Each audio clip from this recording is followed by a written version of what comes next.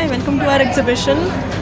It's called Message Massage, Passage Passage. Massage Passage, actually. Yeah, it's a play on words based on one of our readings. Yeah, it's Massage is the Medium by Marshall McLuhan.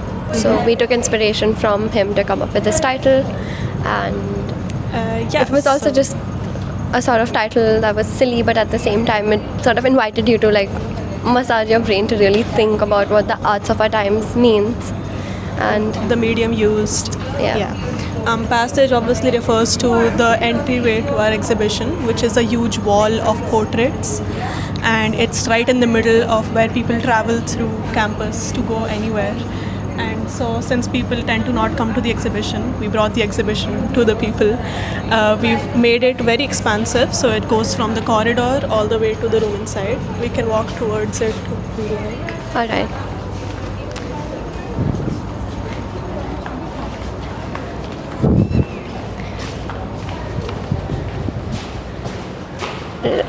Right, so this is the passageway which you enter into, and you're suddenly sort of introduced into this whole chasm of just images upon images.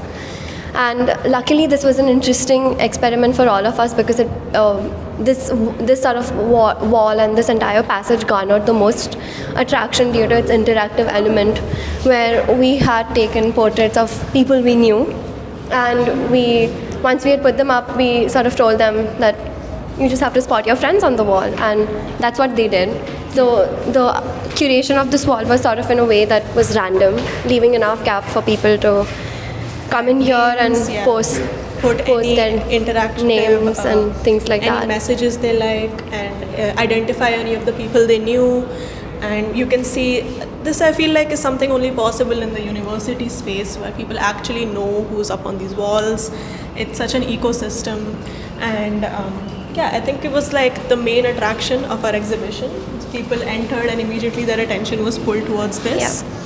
And then we've had the posters up just so that anyone who's confused about what they're looking at immediately gets their questions answered. And these are the individual portraits. Yeah. You can talk about them a bit. So we curated these two. Basically, we have 10 people in the course. They've each taken images of a single individual, and from that we have like edited and picked around 6 to 8 images, and from that we have sort of curated these into walls of individual clusters. So some, because of their iconicity, we were able to put them in a grid format with a certain structure, simply because their images were so iconic.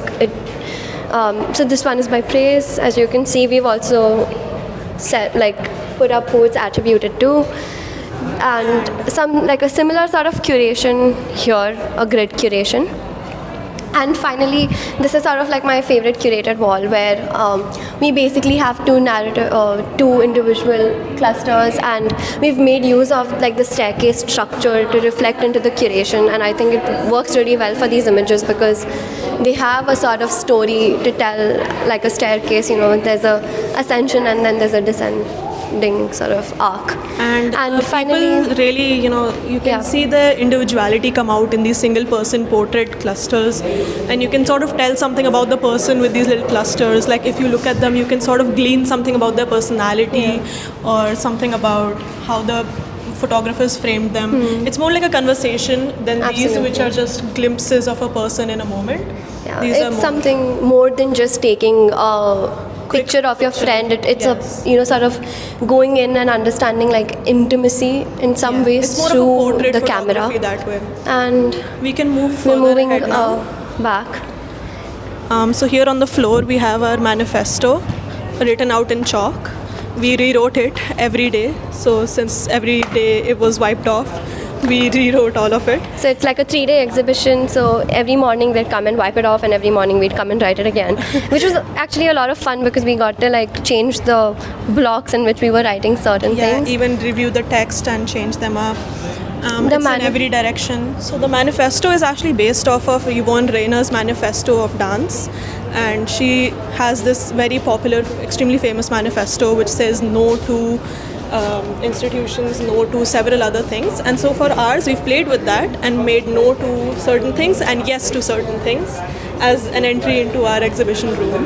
This again is an interactive sort of almost empty canvas onto which people passing by can also add what they want or what they do not want. That one, for example, in the arts of our time was added. This space over here was added by other people not in the course. So yeah, we try to make it as interactive as possible. So now we'll enter inside. into the classroom of the exhibit. We made it as expansive as possible. Over We here we have a also- little feedback wall for anyone who wants to leave their thoughts on what they saw, what they felt. Yeah, here we have a wall of photo montages. So our medium was newspapers, and all of the things we've cut out are from almost similar newspapers. So we can see sort of themes emerging from these photo montages. The people who've curated this wall, Kanika and Niyat, Roshali, have really put thought into the little themes which emerge. We have architecture, we have the human body, we have consumption, and we also have like some politically charged photo messages. montages that came across. And These really require a lot of close inspection. I feel there's a lot of layers to it which can be revealed if you Quite really literally. pay attention to it. Yeah, literal layers of cutting and pasting that have gone into this. Over here we have another really interactive section which was very fun for everyone who came all the way into the exhibition. So this is our map. yeah, so where- this was prompted by a couple of photography exercises that we did in the beginning of the semester, where professor had asked us to sort of take images of where visual and text meet on campus spaces and so on and so forth. Thank you. And we sort of printed out those images and had people identify where these images belong on the map, even On if campus. some of them are a little abstract or not easy to identify, and people really took it as a challenge to sort of like take all the images Yeah. and put it onto the wall to All see of that they them. really knew their campus Yeah. well. It was really this fun. It was turned really out to be like a really cool exercise for both us and the visitors. And so the illegible continues on this wall, which is a culmination of two of our exercises, one of which is about shadows and the other of which talks about textures and zoomed in pictures of everyday objects. So we see a lot of the illegible on this wall. It's been really carefully curated by Praise and Niyati.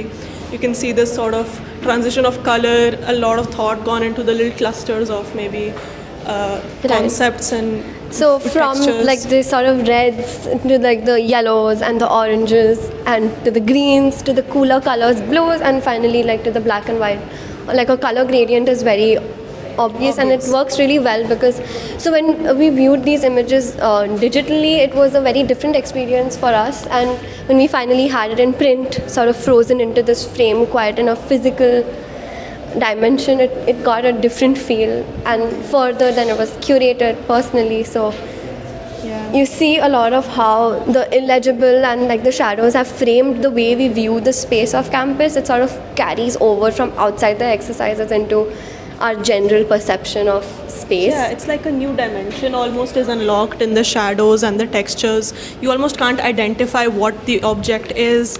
We've had people kind of question what some of these things are and then suddenly realize what it is and be like, oh, it's a very common everyday object, but it's been frozen in this moment of zoomed in that has been captured that you really can't tell what it is you're looking at anymore.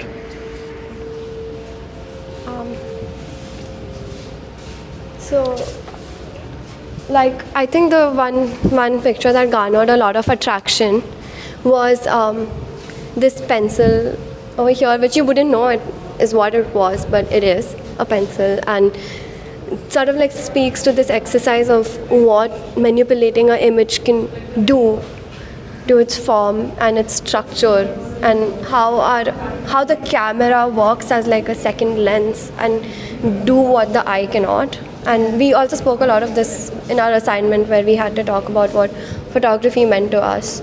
So this wall really speaks to that assignment in many ways and what we all had written down. Yeah, we really makes you think about how photography isn't just capturing reality.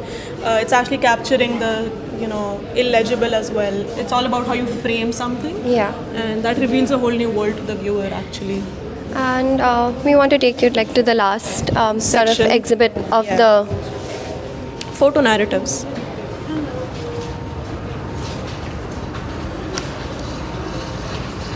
So on this table that we've displayed outside is the culmination of our photography exercise, the narratives, where we essentially, each individual has taken a sequence of images to create some sort of narrative and story.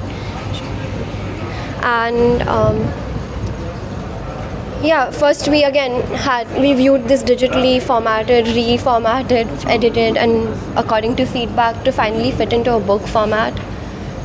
And We've all played around with the sort of story which we've developed through our images over time, and the quite little narrative which has appeared in our work is displayed in this little storybook format. We worked with a specific theme, and then we talked about it in class, and we really restructured a lot of it. And we also have some of it in digital format playing on that screen over there, and some of them have been put up like this. There was one which you might have seen inside, which was in a accordion format.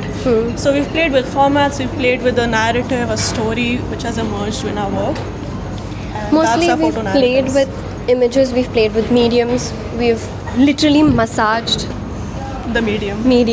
in many ways, like Marshall McLuhan also sort of encourages us to do.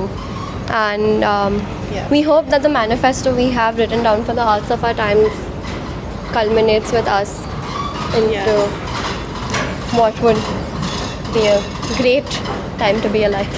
Yeah. So We hope thank you so enjoyed. much. Thank you for coming.